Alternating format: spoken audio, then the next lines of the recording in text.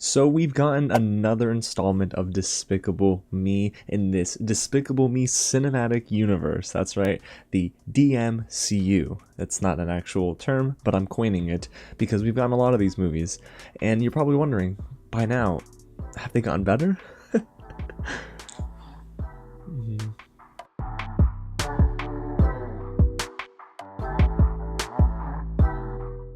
What's going on, you guys? James here with another real review, and today we're getting right into my review of Despicable Me for the latest installment of this franchise that includes the Minions movies, of course. A huge thank you to Universal Pictures for giving me the chance to watch this in theaters for review, just like you can actually, because it's now in theaters at the time of this recording, and boy was my screening packed with families and kids and slushies and ices and sneezing and coughing, and I was going crazy. But no, on a serious note, this is a movie that is of course going to cater to families and kids who are in love with Minions.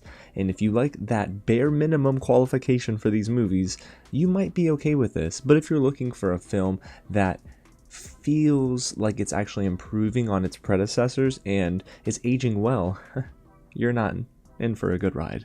No. The movie is directed by Renaud, who directed Despicable Me 1 and 2, and the film stars Steve Carell, Kristen, Wiig, Will Ferrell, Joey King, Sofia Vergara, Stephen Colbert even, wow, and Miranda Cosgrove. So a lot of new faces, some returning faces, but the film itself, the story is, it's not really three-dimensional. It's simply this: Groove faces a new nemesis in Maxine Lamal, who's voiced by Will Ferrell, and his femme fatale girlfriend Valentina, voiced by Sofia Vergara. And the family, Gru, everyone else, they're forced to go on the run. You know, that doesn't actually sound terrible, but the final product is. So before I even get into my positives, negatives, and my final thoughts, if it is your first time here at the channel and you love movies like I do, hit the big red button below, subscribe to the channel, tap on the bell, like this video, guys, and get loud in the comments, and let me know which Despicable Me movie is your favorite. And yes, you can include the Minions. King Bob would be upset if you didn't.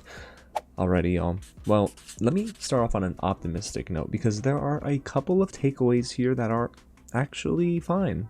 So I surprisingly chuckled a couple of times in the first act, and I say surprisingly because I'm not a fan of the Minions, but it was the Minions that made me laugh. But notice how I said in the first act, because after that I was not laughing, none of that was funny. It was just in the very first 30 minutes I chuckled a couple of times and thought, oh man, the Minions are actually making some jokes that might go over some people's heads. But yeah, it was fine, right? I mean, I can see why kids laugh the entire time, but for me, I'm like, all right, I'm looking for something a little bit more, right? This is just low-hanging fruit, but again, this is the positives, not the negatives. We'll go on that rant in a little bit. The second positive takeaway I had was Ferrell Williams. In my opinion, the GOAT producer. He is one of my favorite producers of all time, a part of some of my favorite hip-hop groups of all time, like NERD, and of course you got the production duo of the Neptunes. This guy is incredible. I loved his work in Despicable Me 1 and I believe 2, because he did Just a Cloud Away, and in Despicable Me 1 it was Happy, right? So the intro features a song from Ferrell. A lot of people are saying it's a Drake diss track. I wouldn't know, I'm not in that hip-hop beef, but I will say Ferrell has a knack for what works in this cinematic universe. We're gonna keep calling it that, but I like the song. But that's about all the positive takeaways I have, because everything else was not only forgettable, it was just a drag. So let's get into my negatives. And we're going to start with this. Despicable Me 3 just lacks the charm of the first and second films, and it really has no depth. Now listen, I'm not coming into this looking for an Oscar award-winning film, right? I know that's like the common critique of critics, like you come into a kids movie looking for more, but guys, kids films can also be effective for adults. Despicable Me 1 and 2, effective for adults, right? I'm gonna keep it in this franchise, but the third Despicable Me is just a hodgepodge of a story. Nothing is gripping, and it feels like there's far too much going on and little to no focus. I also wasn't intrigued by the premise. It just feels incredibly basic, and it doesn't help that the cast feels just as one-dimensional as the story. Seriously, this ensemble cast of voice actors, it's just uninspired. You have Stephen Colbert, a new face. I love his late night show. He's not good here. I'm sorry. It doesn't work. It's just Stephen Colbert, right? And then you have Sofia Vergara. The lines they fed her, terrible, but also she's just Sofia Vergara. There's really no dynamicism there between these two characters, and they're supposed to, like, I don't know, I guess they're supposed to inject comedy, but it wasn't making me laugh. And then you have Will Ferrell, who is, of course, playing Maxime Lamal, and he's trying. I would say he's probably the one new face trying as hard as he can with this film. But again, the writing just, it's not feeding him good enough lines, and he's really, again, trying to go over the top as the zany villain. It just doesn't work. And even, I'm not gonna lie, Steve Carell is a legend. I love him. Even his performance as Gru felt lacking. I mean, everyone, top down, just lacking. There was not a single moment where I'm like, man, the voice acting here is really good. And that's a problem. And I know I mentioned it just now, but the surface level writing doesn't aid this film.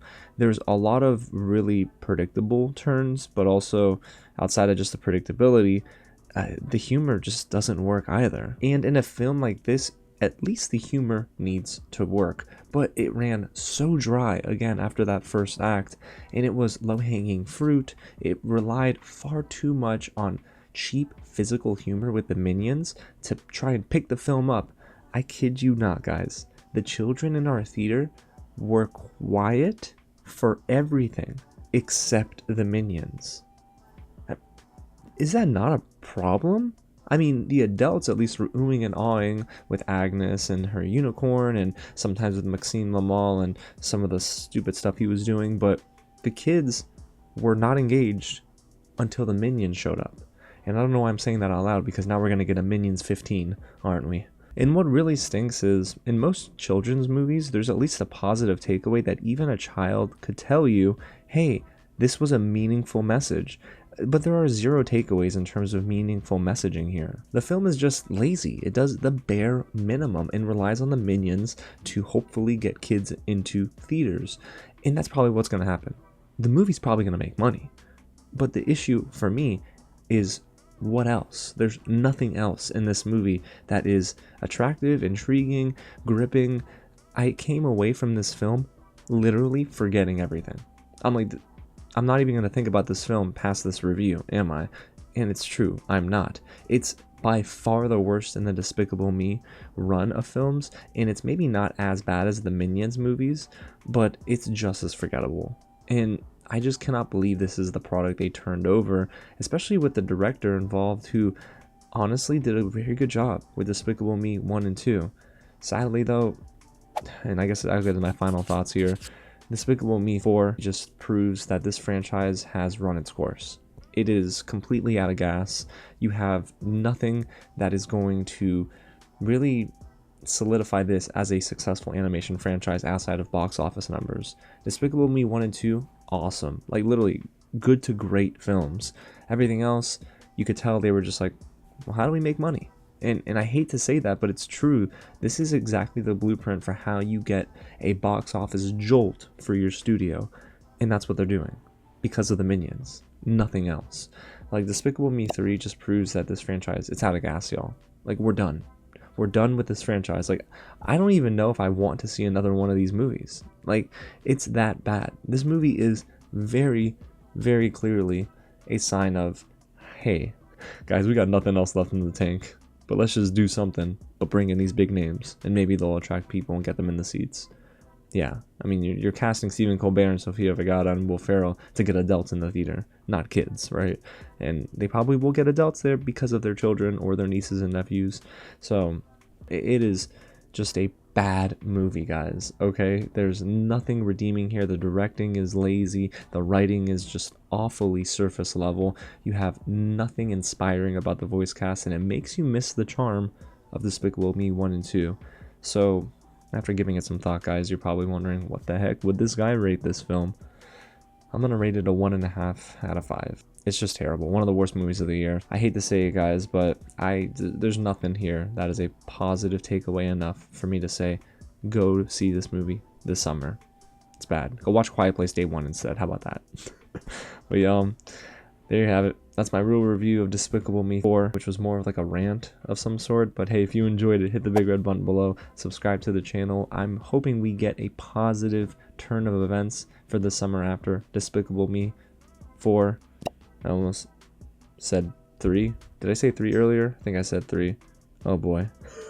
But regardless, hopefully the summer movie season takes a positive turn after this film. Alrighty, y'all. Well, again, thanks so much for watching and sticking with me. Hopefully this gave you a good laugh, and if you're watching this on 4th of July, happy 4th of July to my US folks.